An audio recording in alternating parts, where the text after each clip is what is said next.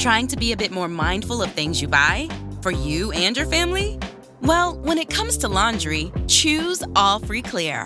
100% free from dyes and perfumes. All Free Clear uses only essential ingredients that tackle tough stains and odors. And it's gentle on the skin. It's a powerful clean you can feel good about. So go on, pick up a bottle of All Free Clear for your next laundry day. Starting a business can seem like a daunting task, unless you have a partner like Shopify.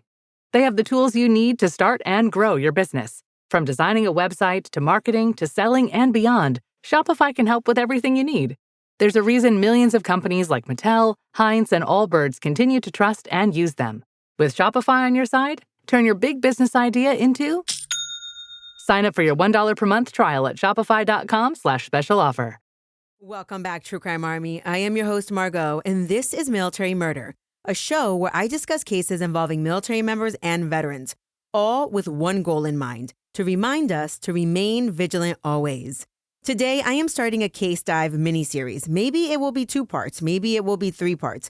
But this case is officially the most requested military crime recommended to me in the past 6 years. And that's probably because it includes the most haunting and controversial facts of any case I've heard of. This is the case of Jeffrey MacDonald, an Army doctor assigned to the Green Berets and stationed at Fort Bragg, North Carolina. His pregnant wife, Colette, and 2 young daughters were brutally murdered in 1970. And what followed those murders was a long quest to find out what really happened that night. Now, let's just say that despite this being a 1970s case, this case has continued through federal appeals for decades, including repeated litigation in the Fourth Circuit and the Supreme Court. I've heard the MacDonald case several times before, but honestly, sitting down and digging in, reading the transcripts, seeing some of the evidence, guess what? It still leaves more questions than answers. But here we are. In part 1, I will be setting the stage with the horrifying crime and the initial Army investigation that followed. Then in part 2 and part 3, I will roll it back, tell you more about the MacDonald family, and then we'll get into the trials, the appeals, and the media controversy revolving around this case. With that, a fair warning. This case does involve the murder of 2 young children and a pregnant mother. Please listen with care. Join me today as I bring you part 1 of the MacDonald family massacre. Now, let's dig in. Military murder is an independent project and is not endorsed by the Department of Defense or any military component. The views expressed are those of the host. The content of this podcast is not meant to be legal or medical advice. Warning, this episode contains graphic details of murder and is not suitable for young listeners. Listener discretion is advised.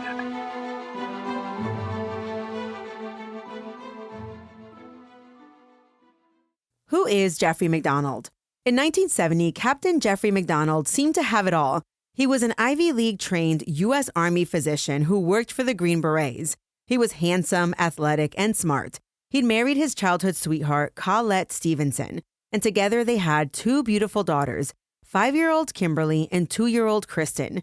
Colette was pregnant with their 3rd child, a son they planned to name John, in early 1970. The MacDonalds lived in family housing on Fort Bragg, North Carolina, where Jeff was stationed during the Vietnam War. By all outward appearances, they were the picture of an all-American military family, young, successful, and happy. As I just mentioned, the MacDonald family lived in family housing at Fort Bragg. And I just wanted to describe that they lived in an apartment, and it was 4 apartments that were together. 4 families, each had their kind of own little apartment, and everyone shared a wall or 2 in common with their neighbors. One neighbor actually described that the walls were so paper thin, so much so that if they were quiet in their home and someone in the connecting apartment happened to just drop a pot or a pan in the kitchen, they would be able to hear it in their apartment. Anyhow, before I continued with the story, I did want you to know about how that housing area was set up. Well, in the pre-dawn hours of February 17th, 1970, the quiet of that military community on Bragg was shattered in the most horrific way imaginable. At around 3:42 a.m., the Fort Bragg Military Police received an emergency call from Jeff MacDonald's house. Now, of course, the military police received that call via the operator, But nonetheless, they were called to the MacDonald house. When responders arrived at 544 Castle Drive on base, they walked into what can only be described as a nightmare. The scene was pure chaos, with Colette dead on the primary bedroom floor and the children in their respective beds and blood throughout the residence, including on the headboard in the primary bedroom with the word pig written in blood. Jeffrey MacDonald was found unconscious on the floor, lying across his wife Colette's body in the primary bedroom. Colette was sprawled on their bedroom floor, dead and mutilated, with multiple stab wounds and blunt force injuries. Little Kimberly and Kristen were discovered in their respective beds, also bludgeoned and stabbed to death in their rooms. As the MPs checked Jeff, they realized amazingly he was still alive, though he was injured.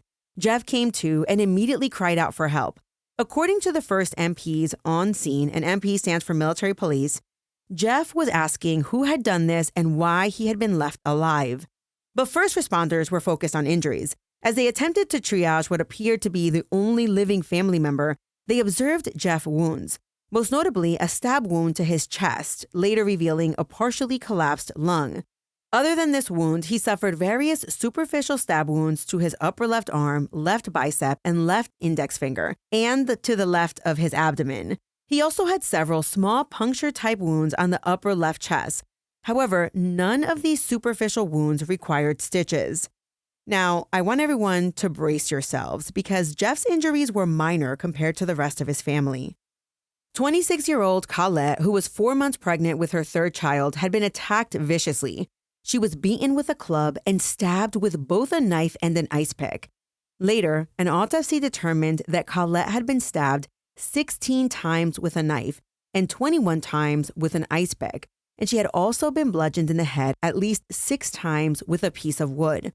All of these blows left her with lacerations to her right temple, left temple, forehead, and to the top of her head, and they were all deep enough to expose bone. She even suffered defensive wounds and had various fractured bones, including her skull, wrist, and left arm. I mean, it was overkill to say the least. This was truly a frenzied attack.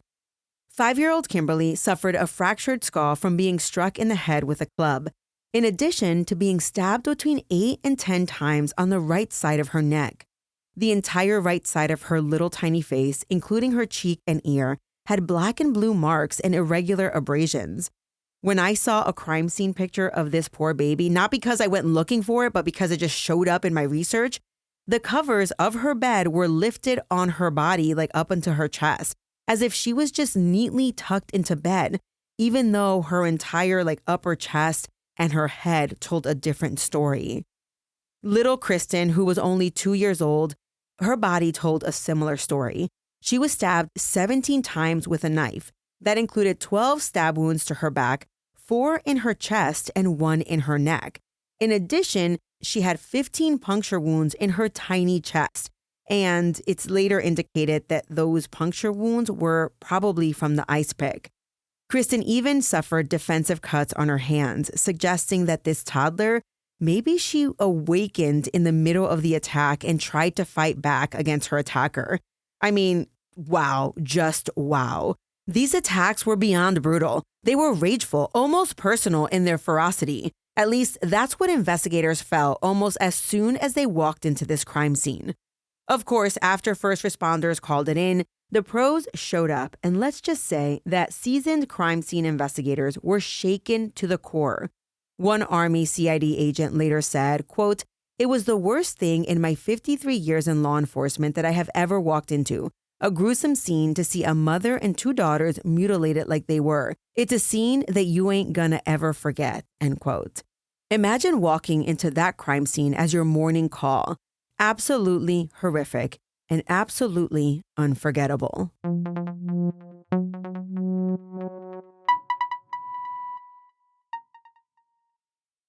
This episode was made possible by Gusto. Now, let me be real with you for just 1 second. One of the parts of running a business that I dread the most, it's all the back-end admin stuff. Like the creative side, I love it. Researching, writing, recording, even editing. All of that really lights me up. But the paperwork, contractor payments, tax forms, onboarding, making sure everything is done correctly, It's a lot, and there have definitely been moments where I've thought if I could go back in time, I would have set up a way better system from day one. Because the bigger your business gets, the more complicated it gets. And that's why tools like Gusto exist. Gusto is an online payroll and benefits software built for small businesses. It's all in one, remote friendly, and incredibly easy to use, so you can pay, hire, onboard, and support your team from absolutely anywhere. If you've hired or you're about to hire, even if you're hiring your first contractor or team member, this is where things can either get messy or get streamlined. Gusto helps with automatic payroll tax filing, simple direct deposits, benefits like 401ks and workers' comp, all the things that normally feel overwhelming, especially when you're trying to do it all by yourself. And what I really like is that it saves time with built-in tools such as offer letters, onboarding docs, direct deposits, all completely automated. And because it's automated, you're not chasing paperwork at 10 p.m. wondering if you did something wrong. Plus, if you ever hit a situation where you're like, wait, am I handling this correctly? You get access to certified HR experts. That alone can save you from some major headaches. If you're serious about growing your business or even just getting organized, this is one of those foundational systems that makes everything easier moving forward. Try Gusto today at gusto.com/MMP and get 3 months free when you run your first payroll. That's 3 months of free payroll at gusto.com/MMP. One more time, gusto.com/MMP. You tell yourself, no one wants your college-era band tees. But on Depop, people are searching for exactly what you've got. You once paid a small fortune for them at merch stands. Now, a teenager who calls them vintage will offer that same small fortune back. Sell them easily on Depop. Just snap a few photos and we'll take care of the rest. Who knew your questionable music taste would be a money-making machine? Your style can make you cash. Start selling on Depop, where taste recognizes taste. Because the scene was so chaotic, when the ambulance arrived, the medics were told there was only one survivor. So they entered with one litter and found Jeff and put him on it. One medic said that as they traversed the house with the litter with Jeff on top of it, Jeff tried to get off and he said, "I've got to get to my kids and see if they're okay." He was crying and his speech was broken. When Jeff was placed in the ambulance, medics tended to Jeff's injuries. And at that point, Jeff was actually telling them what to do, meaning like he was acting as his own doctor. He was like, "Elevate my feet or I'm going to pass out and go into shock." From this moment, various people and investigators would hear Jeff retell the story of what happened that brutal night. As one article I read dated February 22nd, 1970 indicated that by the time of the funeral a few days after the brutal attack, Jeff had already been interviewed 5 separate times. But it wouldn't be until April 6, 1970, when Jeff would have a full formal interview with CID. And it's during that statement that we get the full picture of what Jeff claimed happened. After declining counsel and agreeing to speak to CID, Jeff said that earlier on the night of the murders, his wife and kids had all fallen asleep. He himself had stayed up reading on the couch, and that at around 2 a.m., he got up to go to bed, and when he walked into his bedroom, his youngest daughter, Kristen, was sleeping on his side of the bed. As he went to get closer to her, that's when he noticed that she had peed his side of the bed. She often peed the bed, so this didn't surprise him. He simply took Kristen back to her own bed and gave her a bottle. Then, seeing as his side of the bed was all wet, he went back to the couch and fell asleep there. He did not speak to Colette or wake her up. He just simply went to sleep in the living room. While he was asleep, he was abruptly awakened a few hours later by Colette's screams, possibly also Kimberly's screams. As he woke up in a blur, he heard Colette shouting, "Jeff, why are they doing this to me?" This was a statement that he made initially. He jumped up, and that's when he saw 4 intruders in his home. They were standing at the end of the couch. Jeff also saw a light on in the kitchen. He said it all happened very quickly. He described the intruders in detail: 2 white men, 1 black man wearing an army fatigue jacket with sergeant stripes, and 1 white woman. The woman had long, blonde, stringy hair, a floppy brimmed hat, and knee-high boots, and she was holding a lit candle. It could have been a flashlight, but his initial thought was, why is this woman holding a candle? The woman was standing in his living room, chanting in a strange sing-song voice, "Acid is groovy, kill the pigs," or "Kill the pigs, acid is groovy." He changed how he said it on various occasions. Yes, you heard that right. Well, Kill the pigs, acid is groovy, or acid is groovy, kill the pigs, however you want to say it. Now, if that phrase sends a chill of recognition down your spine, it's because those words echoed the Charles Manson family murders that had taken place just 6 months earlier. In the Manson murders, the killers, who were drug-induced hippies, infamously wrote words like pig in blood at the crime scenes. We'll come back to that connection a little bit later because the Army investigators definitely noticed it. Anyway, Jeff said that as soon as he confronted these intruders, the 3 men attacked him. One had a club or some form of a stick, another had a knife or an ice pick. At different points, MacDonald described different weapons. In any event, Jeff tried to fight them off, and he honed in on his military training and boxing skills. Yep, he was a former boxer in college. He grappled with at least one intruder while the woman apparently just stood there with her candle illuminating the struggle, and her chant continued, "Kill the pigs, acid is groovy." As he described the struggle, he said he was repeatedly hit in the chest and stomach. And at first he thought, gosh, those punches are ridiculously hard. But later, after the fact, he realized he had been stabbed during the chaos. Jeff was wearing blue cotton pajama pants and a matching long-sleeve top. He said one of the attackers grabbed at his pajama shirt and it got pulled over his arms, kind of entangling his wrist, which prevented him from using his hands.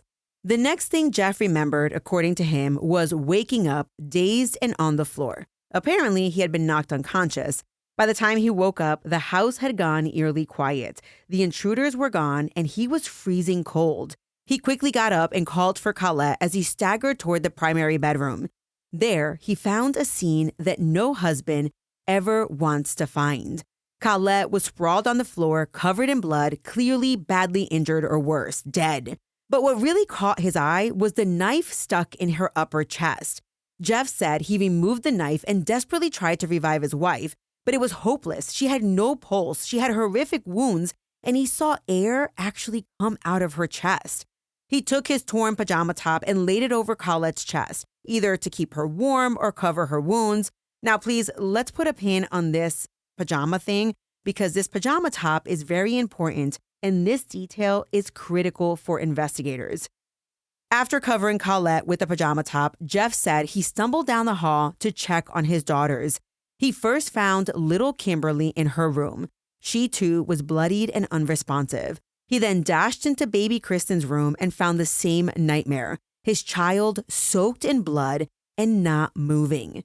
In a state of shock, Jeff said that he went to the phone and called for help. He dialed the operator for military police. Now, the operator was a bit confused, and during the confusion, Jeff said he went and checked on everyone again. Then he returned and finally just told the desk sergeant that everyone had been stabbed and he was dying. After making the call, he dragged himself back to Colette's side and either collapsed next to her or passed out again until the MPs arrived. His next memory was waking up to an MP giving him mouth-to-mouth resuscitation. So that was Jeff MacDonald's story. Hippie intruders broke in, slaughtered his family, and left him for dead. He added that at some point he did realize the back door was open. So let me get this straight. A quartet of crazed strangers, including that mysteriously chanting woman, had invaded the MacDonald home for no apparent reason and committed unimaginable violence. It sounded like a scene from a horror movie, but most of these cases do, and some responding officers believed Jeff. I mean, it was 1970, and months earlier, the Charles Manson helter-skelter killings in California took place. And when they found Jeff and his family, this was fresh in everyone's minds. In fact, one of the MPs noticed an Esquire magazine in the MacDonald living room open to an article about the Manson murders when they found Jeff. All right, we are going to talk about that a little bit more later. So, if you're unfamiliar with the Manson killings, they were young hippies who butchered innocent people in their homes, writing words like pig in blood on the walls. Well, lo and behold, at the MacDonald crime scene, the word pig was found scrawled in blood on the headboard of the MacDonald bed, written, it turned out, in Colette's blood. Jeff's story seemed deliberately evocative of Manson-like cult killers. It was almost too on the nose, some would later say, but I'm getting ahead of myself. Because as far-fetched as Jeff's tale sounded, In those first hours, there was a little bit of evidence that hinted it might not be outright impossible. For one thing, one of the responding MP officers, Ken Micah, later reported that on his drive to the MacDonald house that night, he saw something odd. He actually recalled passing a woman standing on a street corner not far from the crime scene. It was a young blonde woman in a floppy hat. I mean, it was memorable to this particular MP because it stood out. It was raining, it was 4 a.m., and there was a lone woman, long blonde hair, wearing a floppy hat on a military base. Well, that observation by Micah would soon fuel speculation that Jeff's female intruder was a local woman named Helena Stockley, who we will talk a lot about in this series. Helena Stockley was a well-known drug user in town who often wore a floppy hat and boots just like Jeff described.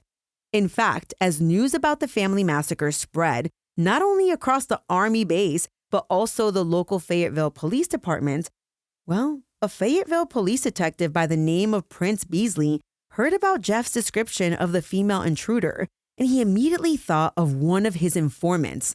That's right, Helena Stockley was a police informant, and as soon as Beasley heard the description, he alerted Army investigators. All this to say that while detectives and first responders were torn on whether to believe Jeff's initial statements, the fact that there was an actual local woman who matched Jeff's description, well, that gave some credibility to his story. Nevertheless, Army CID investigators found many things that just didn't add up to Jeff's account when taken together with the crime scene.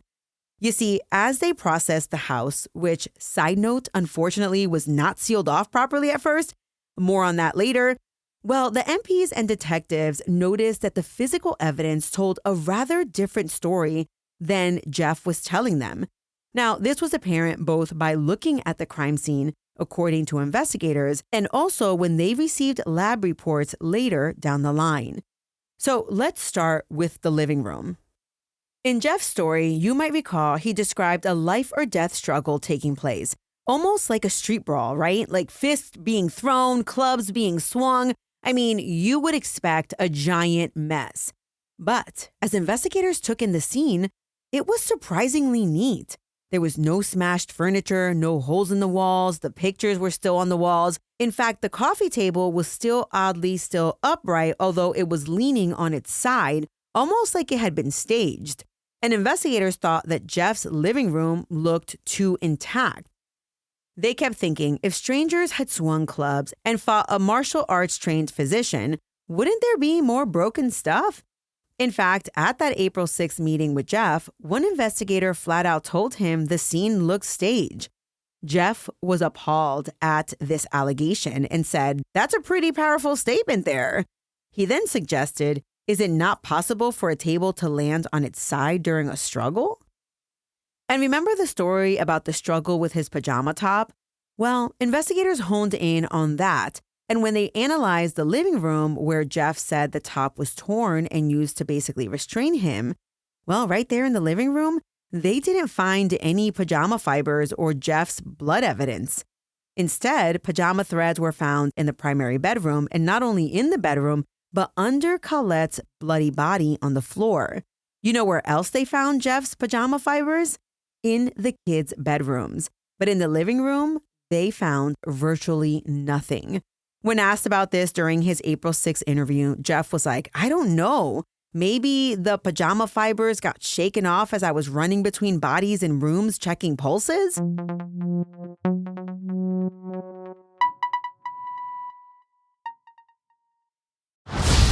Now streaming. Disney Plus invites you to go behind the scenes with Taylor Swift in an exclusive 6-episode docuseries. I wanted to give something to the fans that they didn't expect. The only thing left is to close the book. The end of an era. And don't miss Taylor Swift, The Eras Tour, the final show, featuring for the first time the Tortured Poets Department. Now streaming, only on Disney Plus. From sauce, dust, to nuggets. It's Taco Bell's new Diablo Dusted Crispy Chicken Nuggets. Are they mild? If they were mild, we'd have to change the name to Little Rascal Nuggets or Minor Nuisance Nuggets. Definitely Diablo. New Diablo Dusted Crispy Chicken Nuggets. A brand new classic. Only at Taco Bell. Picture being built! At participating U.S. Taco Bell locations for a limited time and while supplies last. Now, let's move on to the weapons or possible weapons. Investigators searched the home to see if maybe they could find any weapons. Inside, they found a Geneva forged knife in the primary bedroom. They did a perimeter search of the home, and sure enough, they found 3 additional possible weapons. Just outside of the back door, they found a wooden slat, which will later be revealed to be a wooden slat consistent with the same material used to make one of the kids' beds. They also found a paring knife and an ice pick just 20 feet from the back door. Investigators later determined that all 4 items came from inside of the MacDonald house.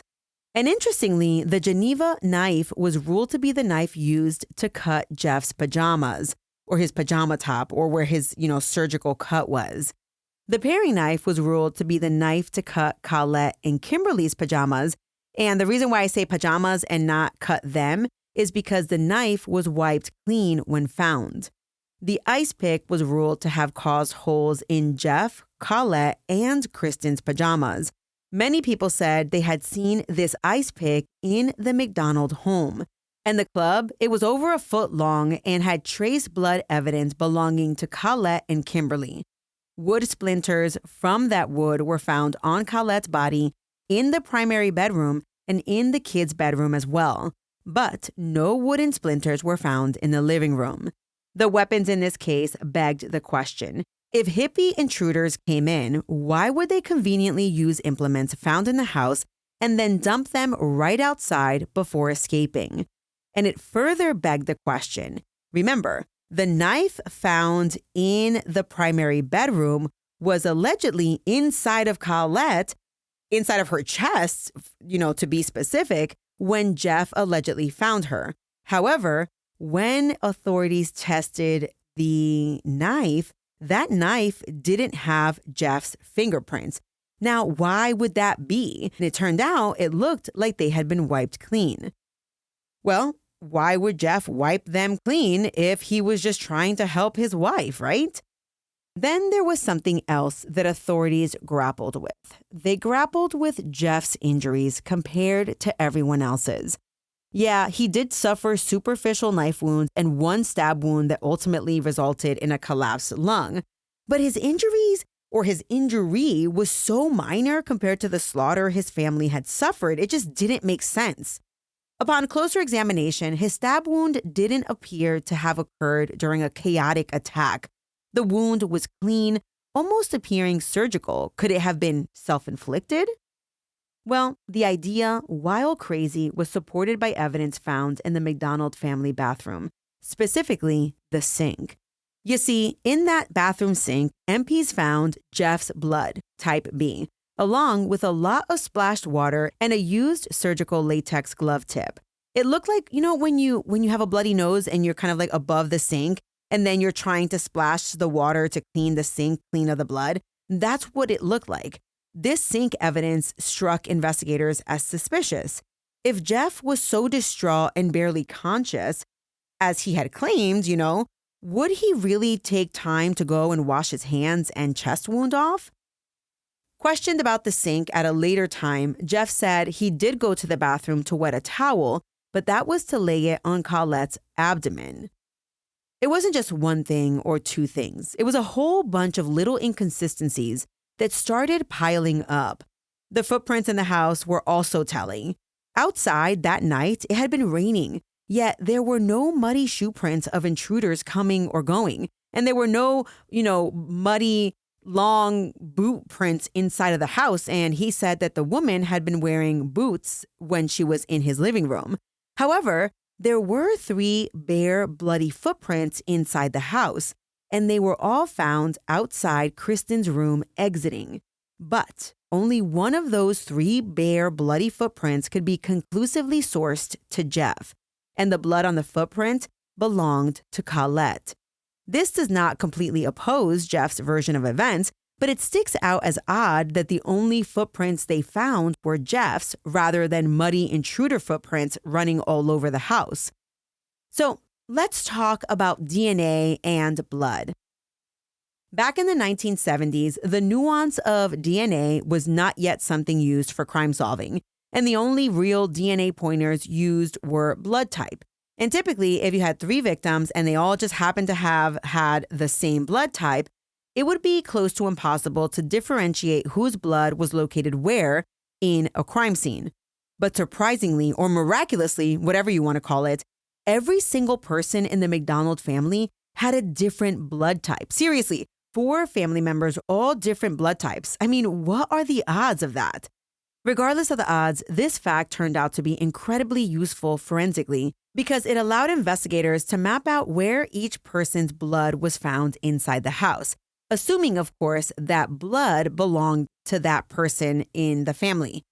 And as you can imagine, blood at a crime scene can tell its own story. And guess what? When they mapped out the blood in the home, it didn't quite fit Jeff's story either. So just for reference, Colette had type A blood. Jeff had type B. Kimberly, the oldest, had type AB. And Kristen, the youngest, had type O. Well, Colette's type A blood was found on the bedding in Kristen's room and on Jeff's pajama top and on a bathroom towel. Kimberly's type AB blood was found in the primary bedroom and hallway in substantial amounts.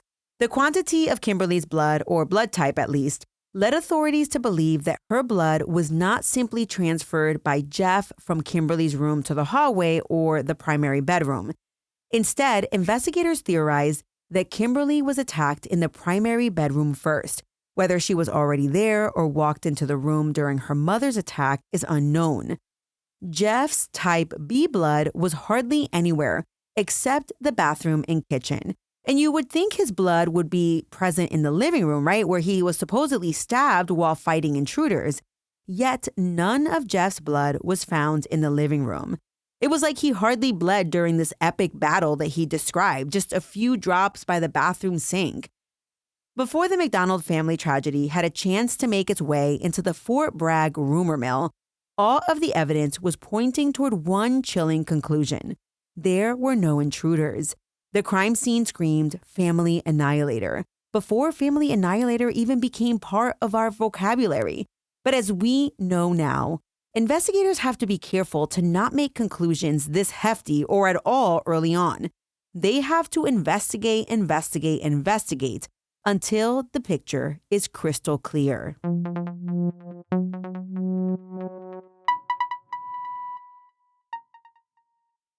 Ryan Reynolds here from Mint Mobile.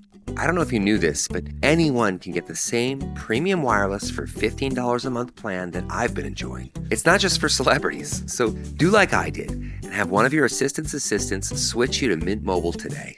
I'm told it's super easy to do at mintmobile.com/switch. Upfront payment of $45 for 3-month plan, equivalent to $15 per month required. Intro rate first 3 months only, then full price plan options available. Taxes and fees extra. See full terms at mintmobile.com. Needless to say, within hours of the triple murder, investigators were privately zeroing in on Jeff MacDonald as their prime and only suspect. Right away, investigators thought that Jeff had attempted to stage the scene as a Manson killings copycat, not only with the description of the hippies, but also with pigs scrawled across the bedroom wall in Colette's blood. Additionally, despite the alleged struggle in the living room, they found an Esquire magazine discussing the Manson case. And they later found a friend of Jeffrey MacDonald who said that just 3 or 4 days before the family massacre, he and Jeff had discussed the Manson massacre and how truly tragic it was. Anyway, as one journalist later quipped about this case, quote, "Drug-crazed hippies killed my family is kind of the dog ate my homework of murder excuses," end quote. An alibi so cliche and convenient, the police tended to roll their eyes. And indeed, from almost the start, many in law enforcement did not buy Jeffrey MacDonald's wild tale. While Jeff was recovering in the hospital for his collapsed lung, I imagine the military legal office was hard at work trying to figure out how to handle the case. The news reports that I found in the archives continued to say that they were looking for the 4 suspects anchored by the woman with the floppy hat, and the military base was turning on the heat to any wannabe hippie soldiers. Well, upon his release from the hospital, Jeff was placed on restriction, but he wasn't charged right away. And as the media wanted to know more about Jeffrey MacDonald because they had become obsessed with the case, and they often referred to him as the handsome doctor from Fort Bragg. Well, the Army appeared to become tight-lipped all of a sudden about what was going on with the case. Initially, the media reported that when Jeff went to the funeral, he was escorted by Army investigators who were there for protection. But once Jeff was released from the hospital, he no longer needed protection, apparently. The media seemed to think that this was odd. An article written on March 3rd in the Winston-Salem Journal recognized that something was amiss with the Army investigators. They wrote an article titled "Paper-Thin Walls, No Comment." In that article, staff reporter Roy Thompson noted that initially, investigators were singing like canaries, asking for help in identifying the 4 potential intruders. People all over town were being stopped and questioned. The FBI initially appointed 20 investigators to the case, but suddenly, just days after the triple murder, 13 of the 20 agents just up and left town, leaving behind only local investigators already assigned to Bragg. So what exactly happened? Well, the crime occurred on February 17, 1970. Jeff's big formal interview took place on April 6, and formal charges came crashing down on him on May 1st, which shocked not only Jeff MacDonald, but also Colette's family. And let's not forget about the media. After the Army formally charged Jeffrey MacDonald with the murders of his wife and daughters, the case moved quickly into the Article 32 hearing phase, which is a proceeding that would ultimately reshape everything. Next time, I will bring you into the 6-week Article 32 hearing, how the government presented their theory of the case, how the defense ripped apart the underlying investigation, and how the investigating officer treated this hearing like a mini trial. I will also discuss Jeff's strongest supporter, who ultimately realized the error in his ways. Now, before I let you go, I do want to read you an adjacent news article that I read as I was researching this case in newspaper archives. It's an article written on February 22nd, 1970, in the Daily News, and the title is "Fort Bragg, Hard Men, Hard Dope." The article reads, quote, "Fayetteville is 230 years old and still hasn't really arrived, but they're working on it. It's fast catching up to New York's East Village, and the notoriety resulting from the bizarre MacDonald murders has brought this fact to light. Young girls from all over the country follow the Green Beret glamour and the highly polished jump boots into this town. For the most part, the girls live in rickety old wooden houses on the outskirts of Fayetteville. The rent is paid by the young men from Fort Bragg who want to get away from military life. Local girls enter this communal life, but on a part-time basis. So do the Fort Bragg brats, daughters and sons of Army brass. These guys have guts. They are from all parts of the United States, and they have volunteered for the Berets or the paratroopers. Smoking pot, taking a trip with LSD, injecting skag, which is heroin, mean little to the kids who have had the courage to walk into a swamp they knew was infested with Viet Cong. The young men in Fayetteville don't wear long hair. Their base commander has ruled against it. But being a hippie, buddy, that's a frame of mind, said one 22-year-old beret. You talk to the young now, and the conversation turns to the killings at the fort. They are as upset as anyone, but for a different reason. Their lifestyle is threatened. The cops aren't letting up. We can't even wear the clothes we want, complained a young girl with black stringy hair. Fayetteville has its hip shops, its pot palaces, and its LSD joints, but they went unnoticed until the murders. Now, military, state, and local police are cleaning out the town. On the base, even the GIs are worrying about spot raids, end quote. Now, that article gives you a little insight on how the MacDonald family massacre affected the entire base.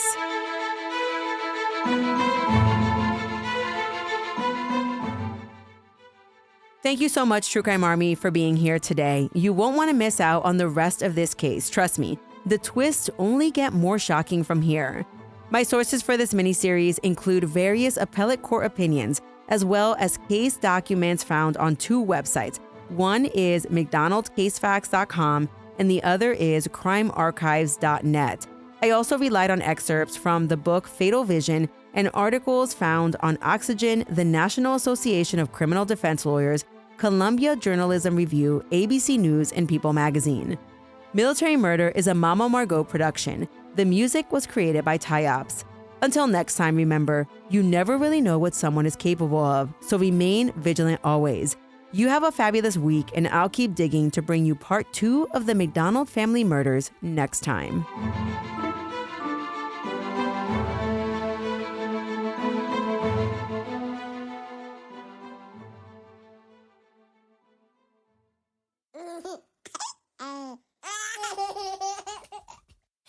Mama's working on her podcast. I don't want to.